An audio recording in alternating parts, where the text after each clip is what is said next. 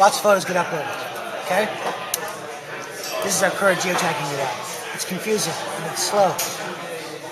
There's 29 million public new geotag photos each day. Only 250 shown at a time. It means that about 5 minutes worth get shown in each blast. So if someone wakes up in Rotterdam and uploads a bunch of photos, and then someone else wakes up in Brussels and uploads a bunch of photos, and suddenly all the geotag photos are in Benelux countries. It's stupid.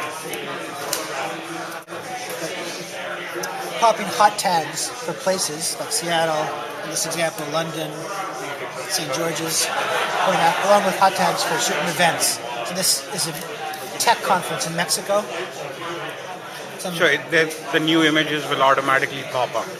Well, it invites you to explore certain things. You can reload them, get a bunch of different ones.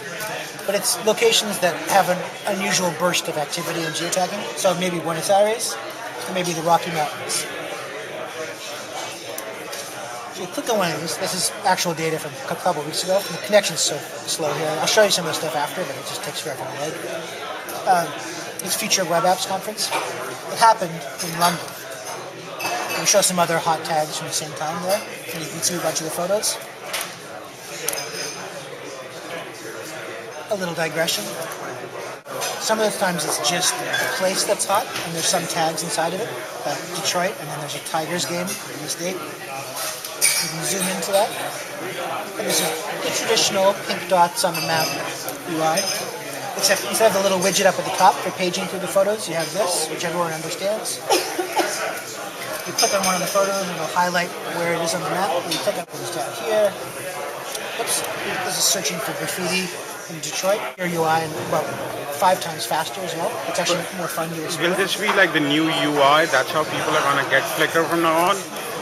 New UI for geotag. And looking at the interestingness, the interesting photos you find, and combining that interestingness stuff with the locations and the tags. We have a new feature called Places Pages.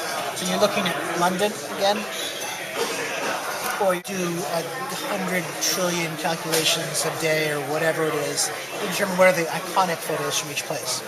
And the way we do that, normally I let Dan explain it, but because you got this thing right here, and because I'm doing this as fast as I can this time.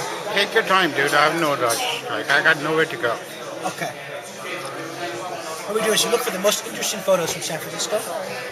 We take a whole bunch of them. How do you figure out they're interesting? You look at things like the number of comments you get and the frequency, where people click through from. We kind of try to factor out things like the popularity of the user. So the user has lots of contacts and they get a little bit of the score is diminished a little bit. If they add it to a lot of groups and the score goes down, we try to balance it out so that the photos that people really react to are the ones that we think are interesting. Anyway, we get a bunch of interesting photos from San Francisco. And take all the tags that are added to all the photos and look for commonalities. And so for San Francisco, it's very obvious. Things like Golden Gate Bridge, Bay Bridge, maybe Coit Tower, Alcatraz, the Transamerica Pyramid, things like that. For each of those, we form a